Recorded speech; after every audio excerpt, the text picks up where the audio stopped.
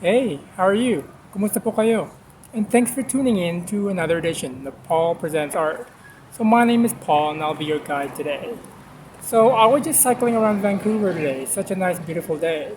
And I thought I'd go to the Carr University of Art and Design and have a look at their graduation show. They have a BFA and an MFA show, so I thought I'd just go and have a look.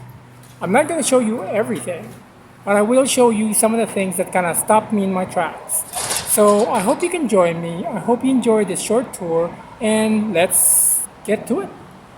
If you're new to the channel, I just want to say that this channel is dedicated to art, exhibitions in contemporary, historical, and outsider art, group shows, art collections, etc. I live in Vancouver, Canada, so most of my videos will be from that region and nearby areas. But I also cover exhibitions as I travel. Every year around this time, the Carr University of Art and Design here in Vancouver has their graduation show for about 2 weeks. This includes the MFA and BFA graduating class. I didn't plan this video. I just dropped by and had a cursory look at the exhibitions and picked works that resonated with me. Most, if not all, the artists are emerging, so that's something to keep in mind. So let's get to it. This is the work of Joshua Koole. What a terrific last name. I'd kill for that name. It's installed in a rather prominent location on the first floor of the building. The Grad show exhibition occupies 2 floors, and I've chosen 3 artists on this floor and another 3 on the lower floor. It wasn't planned that way, it just happened. Back to the work, I've always been fascinated with the infrastructure we use when navigating urban and rural spaces. They are signifiers of the kind of society we live in and aspire to build. I like how this work has no identifiable texts or images on it, just a weathered, abstract form that communicates visually through color, texture, design, and architecture. Despite certain utilitarian signifiers, it's a pretty useless piece of infrastructure that therefore defines it as art, because art is pretty useless, right? The weathered look, and I suppose it was somehow retrieved from somewhere, perhaps in pieces, is an architectural picturesque. And as an art appreciating audience, we are drawn to that.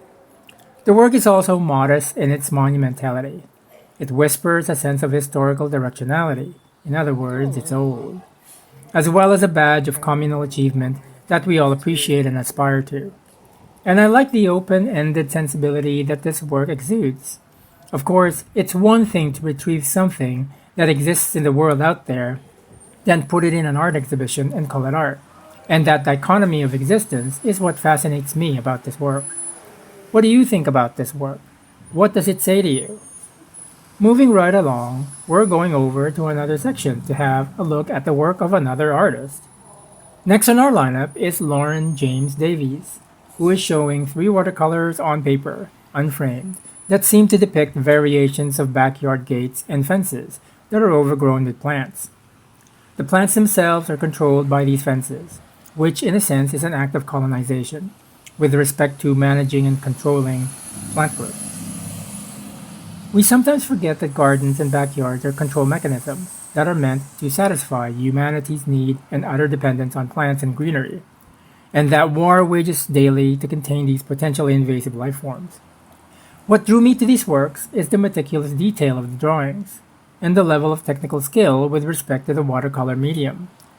If we were to forget our familiarity with these everyday forms, the drawings can also be seen as abstractions of shape and color, which in a way reinforces the old adage, art is life and vice versa. The work can also be viewed metaphorically as humanity's engagement with nature and our desire to control it. Our desire for a good life depends on the management and control of our environment. So this set of drawings, although literally depicting the ubiquitous backyard environment, seeks to expand into notions of freedom, decolonization, and extractive environmental processes. The 3 works she's exhibiting in this show are part of the series Interlock, which, according to her website, and I quote, explores the forged relationships between nature and the artificial, specifically investigating the connections formed between human-made structures and the plants observed within one forest, unquote. After spending a bit of time on our website, James-Davies has devoted the past few years specializing in drawing and watercolor. Both these media are introspective and intimate. I appreciate her decision, and I like that she takes her personal experiences into account. Do you see what I see, or do you see something different? Next, we look at Shane Weston Abbott-Arcan, and a few things came to mind when I first approached these works: Japanese manga, Studio Ghibli, and folk tales that feature fantastical, even surreal stories.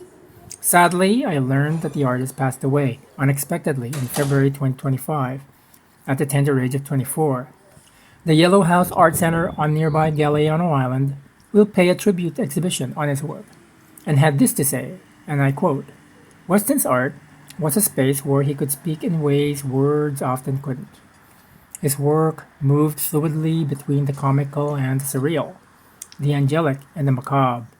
He created fantastical worlds and dreamlike spaces filled with hybrid beings, part human, part creature, part memory. He had a gift for making visible the contradictions and internal dramas of being human: struggle, fragmentation, transformation, beauty. Themes in his work often return to identity, masks, myth, the forest, the face, and the modern human world. As a displaced indigenous person growing up far from its ancestral plains, Cree territory, and culture, Weston also grappled with the deep impacts of colonization, disconnection, longing, and the search for meaning. His art became a space where those tensions could live and shift, where imagination became a form of resistance and healing. Unquote. Rest in power, Weston. I'm honored to have experienced your work and to share it with the world. Next, we move on to the lower floor of the building, where we encounter the ceramic and textile works of Emma Bradshaw. The installation is shrine-like, of something being worshipped or venerated. I was initially attracted to the sculpture on the floor, of a dog-like animal resting on an intricately patterned bedding.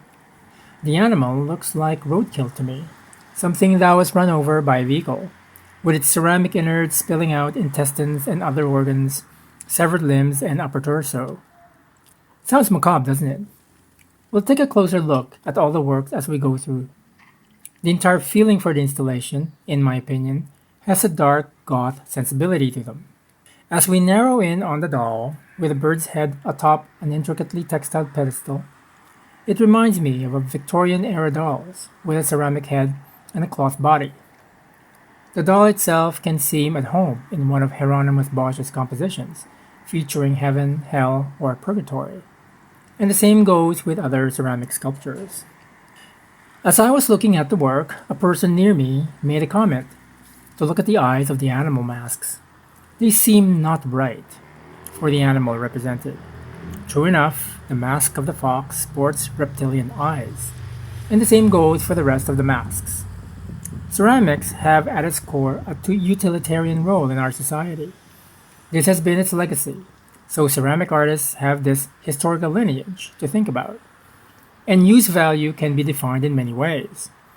If we consider art as a religion, then perhaps sculpture and all aspects of art has a use value as ritual objects, and therefore utilitarian. Just some food for thought. What do you think? Next, we look at Anna Pyper, whose mixed media works are on display. There are metal accoutrements attached to the paintings, hinges and latches like those used for backyard gates. And that made me think of these paintings as gateways or portals.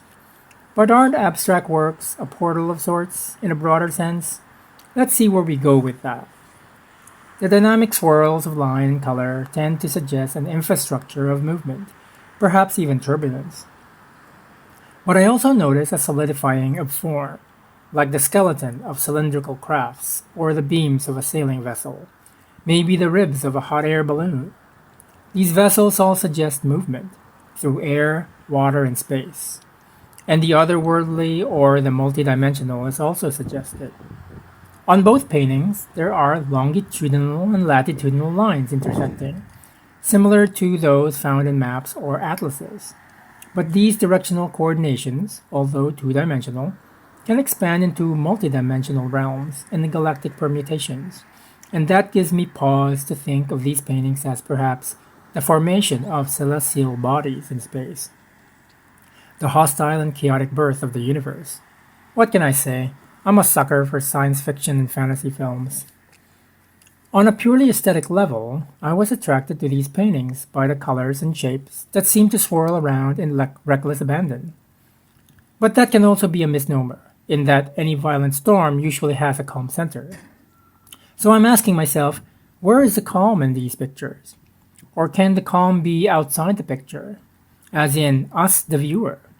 Are we the calm? Well, these are moving pictures, definitely. And moving right along, we now approach the sculptural installation of Jessica Fraser. The installation is composed of about 12 sculptures, maybe more, displayed on wood framing that juts out and occupies a corner, giving the work a sense of movement. It's a fun installation that gives the viewer an opportunity to play with their respective perceptions of space, material, color, and abstract forms.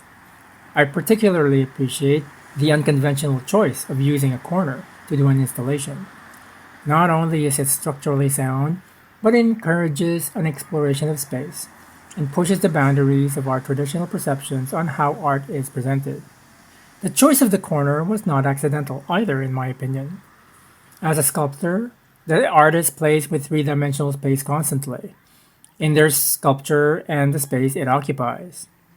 I also like the scale of the sculptures, being intimate and in a way introspective. The sculptures don't scream at you, but whispers for the viewer to pay attention to the materials, the colors, the details, the formality of shape, and the overall composition of the installation. Most artists that I know tend to regularly visit two places for materials, the art store and the hardware store. And I think for this artist, the hardware store is the clear winner here. Hardware stores can be fun and unconventional places for material investigation. And the sculptures in this installation do just that, employs a sense of experimentation and unconventional interaction with materials. Sculptures, like architecture, tend to exude an aura of permanence and monumentality, but these sculptures suggest impermanence and vulnerability. Some works are loosely tied together with plastic string, while others are precariously held together with bits of glue, plaster, and other adhesives. Impermanence and vulnerability mimic our existence as finite organic beings in this world. So there's an acknowledgement of our mortality. But while accepting our mortality, we still strive for permanence in other ways. And perhaps a certain level of spirituality can be extracted from these works as a result of that. And perhaps that is a good place to leave things. I hope you enjoyed the selection of 6 artists at the Carr University of Art and Design graduation show. If you'd like to share your thoughts, observations, questions, please do so in the comment section below. I'd really appreciate that. Click the like button and be sure to subscribe to the channel. It's free, and as a non-monetized channel, subscribing achieves a visibility and creates added awareness of the artists and the gallery. Maraming salamat po sa inyong lahat. Thank you for joining me today. Have a great day, and I hope art continues to inform your life. Tune in again next time for more art-related videos. Goodbye!